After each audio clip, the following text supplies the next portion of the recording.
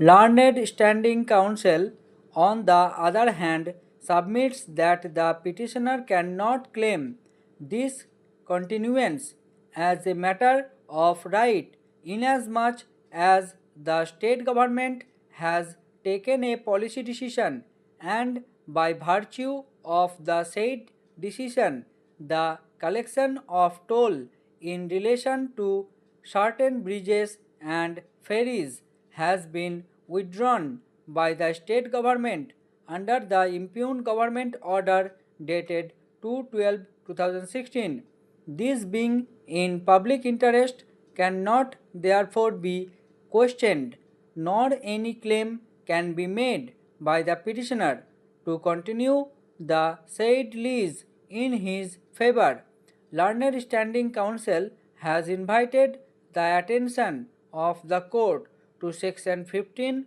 of the 1878 Act to contend that after a lease has been let out in terms of Section 8, and if after such declaration any impediment is caused on account of any such contingency as has happened in the present case for collection of toll, then the party concerned shall be entitled to the adjustment of the rents that were payable under the lease agreement. He further submits that if there is any such dispute relating to the amount of collection of toll or deposit of the money by the petitioner, the same can be dealt with by the appropriate authority in accordance with law.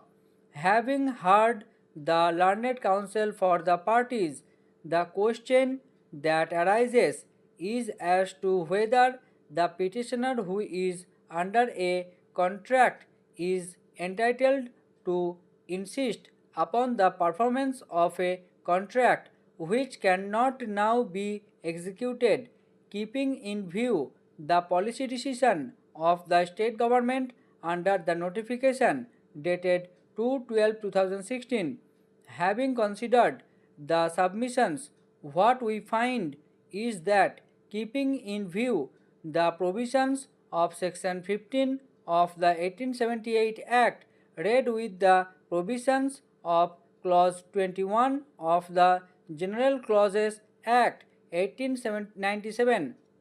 the power is there with the state government, and it can, as a matter of policy, withdraw its authority to collect toll on any bridge or ferry. Consequently, the power of the government is therefore available, and the action cannot be said to be without authority in law. The question is about the impact of such an order on the petitioner's contract. The petitioner contends that this amounts to cancellation of the lease, which has not been done in accordance with 1878 Act, that too even without affording opportunity of hearing or notice. Here the petitioner will have to face the principles of res judicata, inasmuch as after the state government has taken a policy decision whereby the performance of the contract would become impossible, and secondly, in this situation, a writ for the aforementioned enforcement of the balance of the period of contract would not be maintainable, more so when the withdrawal of toll is in larger public interest. This is a